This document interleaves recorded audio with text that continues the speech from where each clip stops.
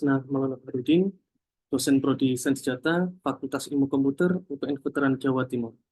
Pada kali ini, saya berkesempatan untuk menjelaskan terkait dengan rencana pembelajaran semester pada mata kuliah data mining. Yang dimana data mining ini akan mempelajari dan memperkenalkan mahasiswa tentang konsep-konsep dasar dan teknik analisis data yang digunakan untuk mengeksplorasi dan mengekstraksi pola atau pengetahuan yang bermanfaat dari data yang besar, dan juga menggunakan untuk tools untuk menemukan pola-pola tertentu secara praktis dan juga menemukan knowledge yang tersembunyi dan berguna bagi konsumer data. Adapun capaian pembelajaran yang akan dipelajari pada mata kuliah ini yang pertama yaitu tentang sub CPMK pertama, yaitu mahasiswa dapat menjelaskan mengenai konsep dan prosedur data mining dengan tepat, berkaitan dengan konsep data mining dan juga data mining proses.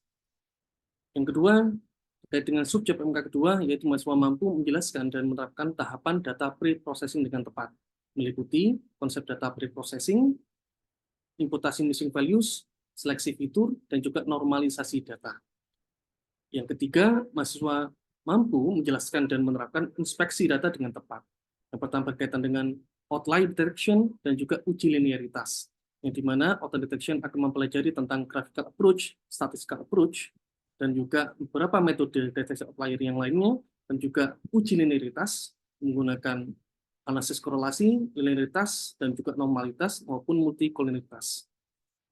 Berikutnya, sub CPMK 4, mahasiswa mampu menjelaskan dan membuat pemodelan data terawasi dengan tepat, yang meliputi tentang task klasifikasi dan juga task regresi. Sub CPMK yang kelima, yaitu mahasiswa mampu menjelaskan dan membuat pemodelan data tidak terawasi yang berkaitan dengan task klasterisasi dan juga task asosiasi. Sedangkan untuk sub CPMK yang 6, mahasiswa mampu nantinya akan merancang proyek dan juga menerapkan proyek dalam bentuk project based learning sesuai dengan project penelitian maupun usulan metode yang akan digunakan untuk menyelesaikan suatu permasalahan. Ataupun sistem metode dan interaksi pembelajarannya yang akan digunakan oleh mahasiswa pada saat pembelajaran yang pertama secara hybrid, yang di mana sistem pembelajaran secara daring maupun luring, dan bentuk dan metode pembelajarannya itu menggunakan video pembelajaran secara asinkronus, kuliah diskusi, praktikum menggunakan rencana tugas mahasiswa, dan juga project based learning. Sedangkan interaksinya bisa menggunakan Google Meet, Zoom Meeting, dan juga LMS menggunakan ilmu UPN Veteran Jawa Timur dan juga Google Form. Sedangkan untuk sistem penilaian mata kuliah, ini menggunakan ITS-EAS, menggunakan asesmen pemahaman konsep dan teori, dan nantinya asesmennya menggunakan percentage based scoring.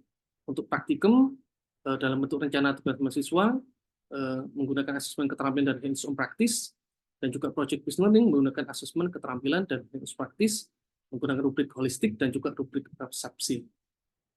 Sekian dari saya, dan berikutnya silakan bisa menyimak dengan micro teaching mata kuliah data mining dalam materi tentang konsep dan prosedur tentang data mining. Silakan.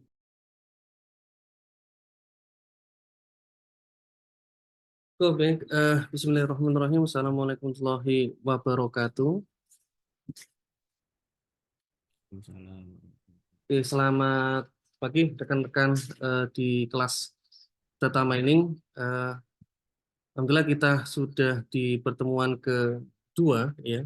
Kita akan melanjutkan terkait dengan konsep dasar yang juga prosedur dalam data mining, ya. Kalau kemarin sempat kita bahas berkaitan dengan definisi konsep dasar tentang data mining, dan di hari ini kita akan melanjutkan terkait dengan prosedur dalam data mining, ya. Mungkin saya akan skip ya beberapa materi yang kemarin sudah kita bahas, ya. Mungkin berkaitan dengan pengertian data mining, lalu yang kedua istilah-istilah yang digunakan dalam data mining yang kemarin sempat kita bahas, ya. Ada KDD, knowledge discovery in database, ya, knowledge extractions, data dredging, ada data archeology, dan seterusnya. Nah, yang paling penting saat ini adalah berkaitan dengan prosedur atau tahapan-tahapan di dalam data mining.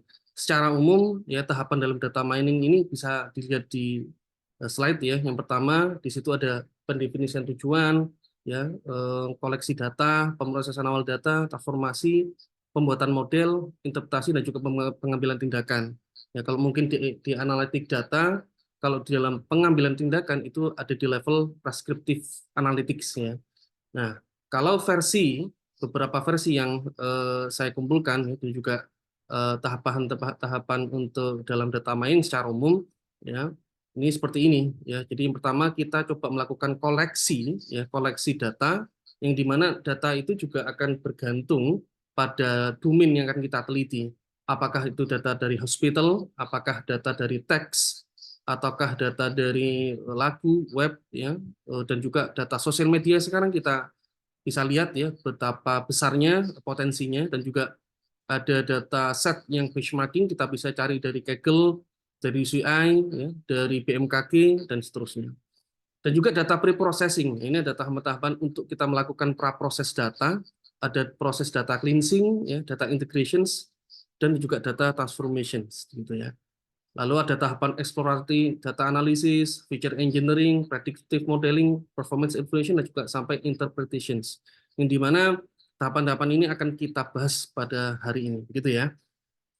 Kita coba lihat yang pertama data collections, yang di mana kita tahu bahwa struktur data minimal itu ada barisnya, ya, ada barisnya. Dan yang kedua ada kolom datanya. Dan yang ketiga harus ada value-nya dari masing-masing antara X dan Y yang bertemu, atau dalam spreadsheet kita sebut sel ya, sel. Dan kalau nantinya data itu ada atributnya, ya kita bisa sebut, dan juga dia punya ada atribut dan juga ada label kelasnya, kita sebut itu data supervised. Sedangkan kalau hanya terdiri dari hanya atribut saja atau variable predictor saja, kita sebut sebagai unsupervised dataset gitu ya. Nah, dan ini adalah beberapa jenis dataset ya, ada matriks, ada data transaksi, ada data dokumen ya, dan jenis-jenisnya ada graph, ada order gitu ya. Dan yang penting-penting adalah teman-teman nanti memahami jenis-jenis tipe data seperti ini. Jadi data kalau dibagi ada data kategorikal, ada numerikal gitu ya. Kalau data kategorikal ada dibagi dua lagi, yaitu data nominal dan juga data ordinal. Sedangkan kalau data numerikal ada 4 ya, ada jenisnya discrete, continuous, interval, dan juga rasio. Nah, ini adalah jenis-jenisnya. Yang pertama data nominal. Ya, kalau kita tahu data nominal itu ya skalanya dikategorikan gitu ya, ada jenisnya. Ya, misalnya nih ya, ada gender itu ada laki-laki dan juga perempuan. Atau agama itu ada agama Islam, Kristen, dan juga Hindu dan Buddha. Kalau yang jenis golongan darah gitu ya, ada AB, ya A, B, dan yang intinya tidak ada tingkatan, tidak ada level pada skalanya gitu ya, atau status perkawinan, apakah kawin, duda atau janda seterusnya. Nah, kalau yang ordinal ini ada tingkatan ya, rekan-rekan mahasiswa, ada tingkatan, yaitu tingkat 1, ranking 2, ranking 3. Ya, sedangkan kalau pendidikan ada SD, SMP, dan SMA. Ya. Dan juga interval nih. Kalau interval berarti ada skala ya, ada jarak. Ya, ada kalau skor IQ misalnya nih, kalau rata-rata itu 90 sampai 109, kalau cerdas 120 sampai 109. Ini kalau yang interval. Kalau orang yang rasio ini ada TK ya. Jadi rasio antara guru dan siswa, kalau TK misalnya perbandingan gurunya 15:1 atau SD 20:1 ya, dan kalau SMA 20:1 begitu. Dan kalau discrete ya, berarti ini ada hitungannya, misalnya jumlah pasien, jumlah perawat ya, atau jumlah penjualan produk, stok produk, jumlah anggota keluarga, dan atau jumlah anak gitu ya.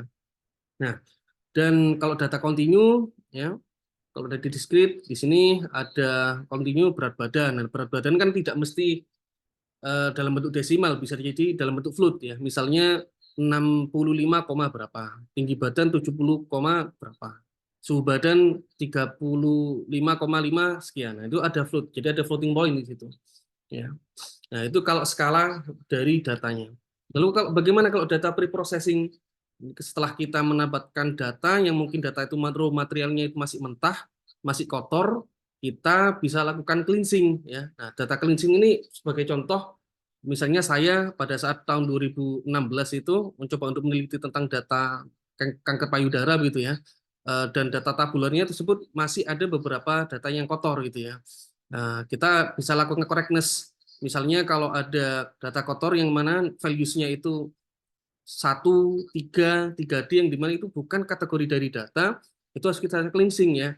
Jadi satu harus saya kelompokkan jadi 1A, 1B, 2A, 2B, yang dimana ada format atau formula yang dimana saya harus belajar dulu, belajar terlebih dahulu kategori terkait dengan data kanker payudara. Dan termasuk ada diagnosis date-nya atau tanggalnya itu di situ correctness-nya harus kita lakukan di mana formatnya apakah hari slash bulan slash tahun ataukah bulan dulu baru hari baru tahun gitu ya. Itu harus dilakukan correctness dan juga typo dan juga ambiguous values-nya kita perbaiki. Integrasi data juga sama, kita melakukan integrate ya, integrate data. Ya, misalnya kita ingin menampilkan suatu atribut ya yang terdiri dari gabungan beberapa atribut, kita bisa integratekan jadi satu, itu adalah termasuk dalam integrasi data. Misalnya saya ingin menempatkan lama kontrol pasien misalnya. Itu saya dapatkan dari diagnosis date ya pada saat awal itu dan dikurangi dengan last contact date-nya gitu ya. Akan kita dapatkan atribut baru yaitu lama kontrol pasien gitu. Dan ini juga proses transformasi data, misal kita melakukan normalisasi gitu ya, di mana skalanya itu awalnya dalam bentuk nominal dan ternyata majority atribut kita lebih banyak yang continuous, maka kita akan bisa rubah dalam bentuk transformasi seperti ini. Dan juga kita lakukan normalisasi agar skala datanya lebih seimbang gitu ya. Dan yang terakhir ya terkait dengan pre-processing ini adalah deteksi outlier, yang dimana deteksi outlier kita melihat di situ apakah ada pencilan data atau nilai-nilai ekstrim yang mengganggu pada saat proses analisis data. Nah, ini perlu kita lakukan karena penting ya. Jangan sampai nanti kita punya dataset, namun dataset kita ada satu pencilan yang mengganggu dan akan membuat bias terhadap data. Oke, sebelum saya lanjut ke eksplorasi data analisis, barangkali teman-teman bisa ada feedback atau mungkin yang ditanyakan, silakan.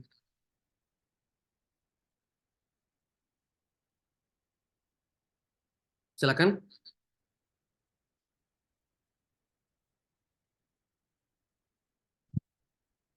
Ya, Mbak Irma, silakan, Mbak.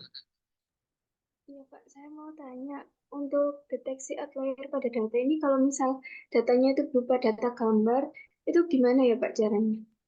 Oke, ya. Terima kasih Mbak Irma, ini pertanyaan yang menarik sekali ya. Jadi kalau biasanya kita menghadapi data tabular yang mungkin kita bisa langsung melakukan analisis, kalau di data gambar yang pasti kita harus lakukan ekstraksi dulu Mbak Irma. Kita lakukan ekstraksi feature dulu. Yang dimana ekstraksi feature kalau di dalam gambar akan menghasilkan suatu pixel gitu kan. Kita akan menggunakan suatu pixel. Nah, pixel ini yang akan kita coba lihat. Misalnya nih kalau background gambar kita mayoritas hitam atau putih gitu ya, antara 0 sampai 255. Nah, sedangkan warna yang ingin kita dapatkan terhadap kontras, misalnya nih warna yang mau kita collect majority adalah warna kuning, hijau sama RGB-nya ya, warna kuning, hijau, biru itu misalnya. Maka kalau ada nilai-nilai ekstrim yang antara background yang mau kita hilangkan, misalnya warna background hitam dan juga putih, 0 sama 255, maka kita lakukan deteksi outlier di situ, misalnya menggunakan IQR, ya, interquartile range, gitu ya. Kita coba untuk deteksi di situ. Apakah skala ya interval dari rentang warna RGB itu apakah berada di nilai-nilai ekstrim gitu ya. Ketika nanti ketemu nilai ekstrimnya dan masih kalau di dalam IQR kita akan mengetahui minor outlier atau major outlier ya dan toleransinya kita atur gitu ya. Maka nanti kita bisa buang ya pencilan terhadap nilai pixel yang mungkin itu di luar nilai RGB yang kita harapkan gitu Mbak Irma. Singkatnya seperti itu ya. Itu Mbak Irma ya menjawab ya. Oke, Ya baik. Pak, terima kasih Pak. Yuk. Nah, itu sebagai salah satu contoh dan termasuk fraud bisa kita implementasikan untuk data di fraud di bank gitu ya. Mungkin ada kebiasaan customer ketika dia melakukan transaksi ternyata dia melakukan pengambilan data sejumlah uang yang mungkin jumlahnya besar gitu. Nah, itu bisa kita lakukan analisis fraud ya. Berikutnya ada exploratory data analysis. Ya. Ini adalah proses ya untuk melakukan eksplorasi data. Kita mencari distribusi, frekuensi, korelasi dan seterusnya itu. Ya. Dan kita akan lihat ya di situ profil data. Jadi profil data itu seperti apa? Kita cari rata-ratanya, kita cari nilai median modusnya, kita cari skewness dan kurtosisnya, kita mencari apa namanya korelasinya bahkan ya kita akan mencari korelasi di sini. Nah, kalau mencari korelasi kita bisa menggunakan 3 metode di sini. Jadi kita cari keterhubungan, ya. Kita cari keterhubungan di antaranya. Apakah keterhubungan di sini univariat, apakah bivariat atau trivariat gitu ya. Yang dimana kita akan mencari suatu korelasi, apakah korelasi positif atau korelasi negatif atau bahkan nilai itu tidak punya korelasi sama sekali gitu ya. Misalnya kita ingin menganalisis apakah dua variabel ini memiliki kekuatan korelasi yang kuat nih. Misalnya nih, kita punya data tentang demand terhadap apa namanya minuman misalnya. Ketika sekarang lagi musim panas itu ya, dan para misalnya kalau sekarang kita lihat di jalan-jalan ada gerobak kopi ya, misalnya kopi Kelana atau kopi Urban ya, seterusnya itu yang sekarang lagi marak. Apakah ada korelasi positif demand customer terhadap ya permintaan ice ya, ice coffee dengan kondisi cuaca Surabaya yang panas gitu. Nah, ini kan menarik ya, bisa kita coba analisis gitu ya. Dan berikutnya kita ingin coba lihat juga, ya, apakah ada korelasi negatif malah pada saat cuaca panas, apakah orang-orang malah tidak ingin membeli es. Nah, ini akan kita lihat ya menggunakan korelasi analisis korelasi. Gitu. Dan bahkan bisa kita lakukan bukan hanya univariat ya, tapi juga bivariat dan sampai trivariat, bukan lebih dari 2 variabel prediktor. Gitu. Gitu ya, semoga paham ya. Jadi ini cukup penting sekali untuk kita melakukan EDA ya dalam mencari korelasi di dalam data. Ya. Dan ini sebagai contoh ya mungkin akan saya berikan ya sebelum kita nanti setelah ini akan saya berikan games ya teman-teman sehingga dalam beberapa menit yang saya sampaikan tadi teman-teman sudah sampai mana apa namanya pemahamannya gitu ya.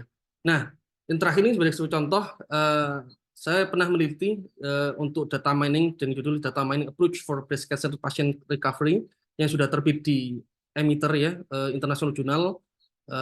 Alhamdulillah ini sudah terbit ya tahun 2017.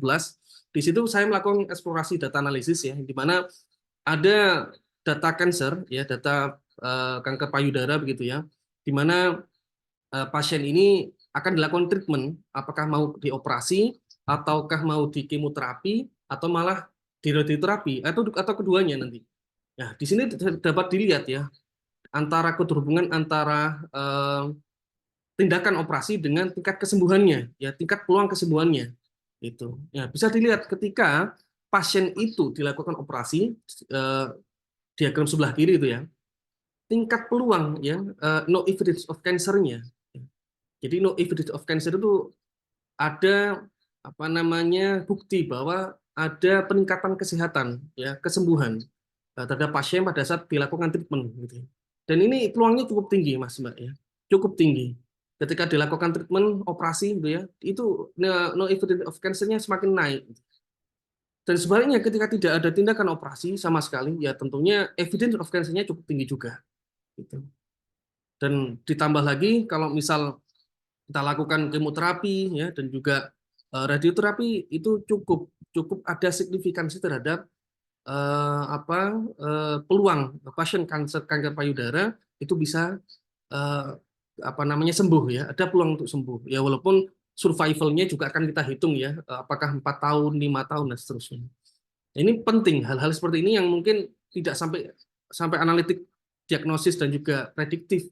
Setidaknya statistik deskriptif ini bisa memperlihatkan profil ya, profil apa namanya profil pasien yang akan memiliki peluang sembuh gitu ya Mas Mbak ya. Nah dan pertanyaannya Pak, kira-kira kalau kita ingin melakukan eh, data mining ya, apakah tersedia terus untuk melakukan apa namanya analisis data ini? Nah di belakang slide ya saya sudah berikan contoh Nah, nanti bisa dilihat ya, kurang lebihnya seperti ini. Nah, jadi nanti ada pilihan ya, ada pilihan tools ya, ada Orange Data Mining, ada WK, ada Rapid Miner, ada CNIM, dan juga ada Python. Pertanyaannya, Pak, kalau misal buat yang end user yang pinginnya tidak menggunakan program itu kira-kira menggunakan apa, Pak? Nah, ada ya ini. Kalau saya tunjukkan dari ke 1, 2, 3, 4, 5, kelima-limanya ini hanya Python saja yang program gitu ya. Sedangkan untuk Orange Data Mining, WK, Rapid Miner dan CNIM itu tidak perlu coding, tinggal drag and drop dan juga kita menggunakan menu-menu saja ya, dan kita import datanya lalu kita gunakan fitur-fitur yang sudah disediakan oleh tools tersebut gitu. Ya, jadi tidak perlu repot-repot coding. Tapi kalau data science, saya meminta teman-teman di Prodi Sains Data itu menggunakan tools. Ya, tools Python sebagai alat untuk analisis sehingga teman-teman juga di sini logic dan programnya juga jalan gitu ya. Gitu ya. Nah, berikutnya sebelum saya tutup, nah ini saya ingin kuis nih teman-teman biar saya ingin mendapatkan impresi pemahaman ya, pemahaman teman-teman sampai mana materi yang sudah saya sampaikan tadi. Nah, silahkan sekarang ya, silakan sekarang coba dibuka di kahoot.it, silakan diketik ya kahoot.it ya. Saya akan coba host live kan ya, kahoot.it.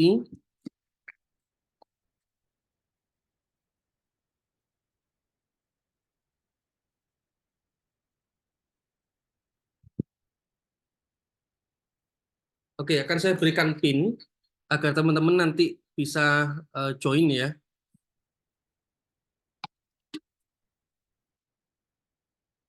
Oke, sebentar.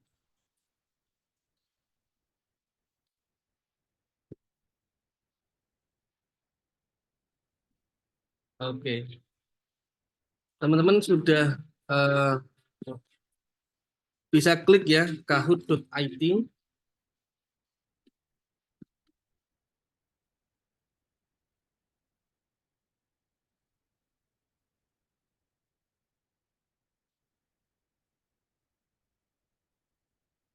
Sudah bisa ya di kahoot.it. Oke, langsung masukkan pin gamenya ya, C7493743. Jadi kalau di di HP langsung nanti muncul ya kahoot.it. Langsung masukkan pin game. Bisa di HP gitu ya. Oke, Mas Ardi, kahoot.it. Oke, good. Ya, dan juga teman-teman yang lain ya, mohon segera bergabung. Oke. Nah, ini saya coba simulasikan ya, teman-teman untuk menjawab game ya, game tentang data mining ya. Kita coba sampling dulu 5 orang ya. Ada 10 eh, pertanyaan ya. Jadi mohon jawab dengan cepat ya gitu ya. Mohon jawab dengan cepat. Oke. Nama lain dari data mining. Jadi sempat sudah saya singgung ya, 20 detik berjalan ya. Agak cepat ya.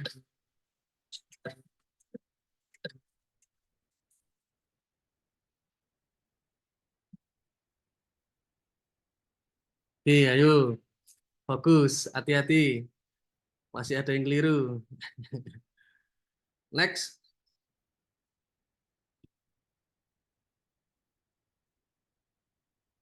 Oke. Pertanyaan yang kedua. Berikut jenis data kategorikal.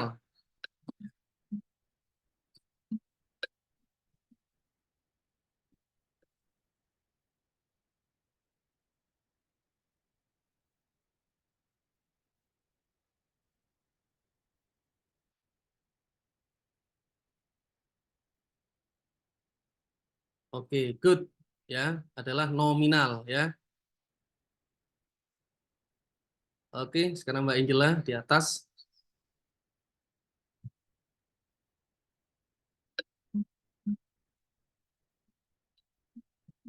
Contoh data nominal.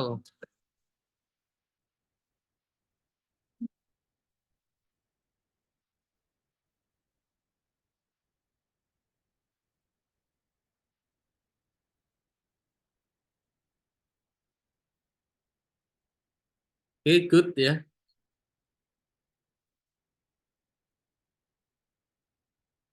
Yuk, yang masih tinggi, masih Mbak Angela lagi. Contoh data rasio. Apa ini? Rasio. Jadi sudah sempat saya singgung. Kalau rasio berarti ada ada perbandingan. Oke, 4 ya banding 1. Oke, Mbak Selayanti naik lagi. Oke, Mas Ardi, ayo ditingkatkan. Contoh data ordinal. Nah, ordinal, jangan sampai keliru dengan nominal ya.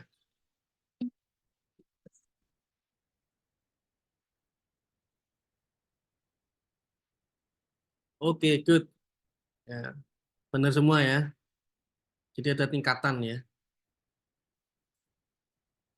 Oke, ini cukup signifikan ya kenaikannya naik turun teman-teman di sini. Lanjut lagi. Nah, ini mulai masuk pre-processing ya. Data cleaning. Apa yang dimaksud data cleaning di situ?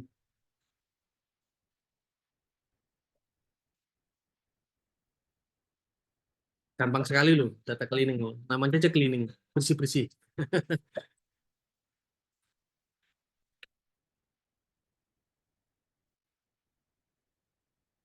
Oke, 4 ya. Ada yang masih menjawab sepertinya. Kelewatan ya.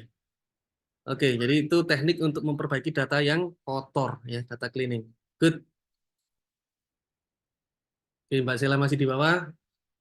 Boosting up, Mbak Sela. Nah, berikutnya lanjut data transformation. Data transformasi data. Maksudnya adalah apa ini? Transformasi data. Hati-hati.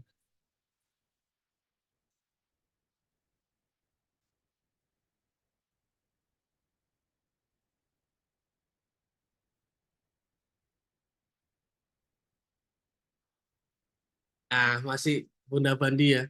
Masih Bunda Bandi di sini ya. Oke, yang benar adalah teknik untuk menyatukan dua atau lebih atribut dari berbagai sumber. Oke, yuk. Masih kurang 2 soal lagi. Data normalisasi. Nah, apa ini? Menormalkan data apa ya itu ya? Data normalisasi.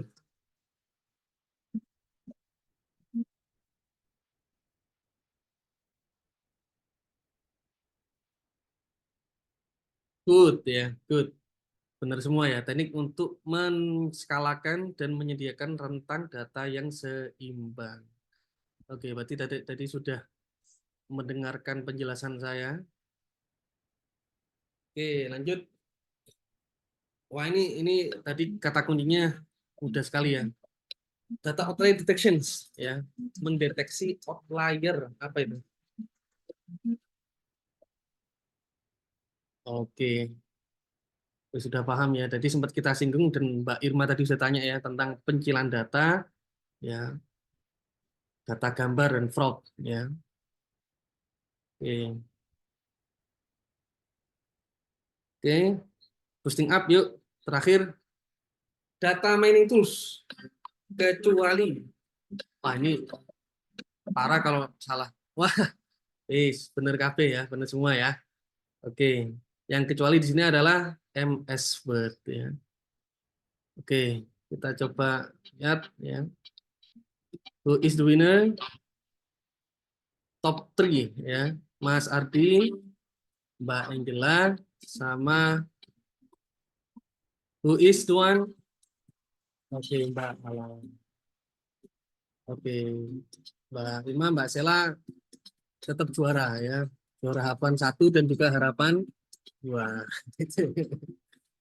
Oke, good ya.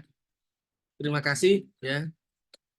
Dan sejauh ini alhamdulillah sudah kita tuntaskan untuk materi tentang eh, data mining ya, untuk pemahaman prosedur data dan juga eh, konsep apa dasar data mining gitu ya.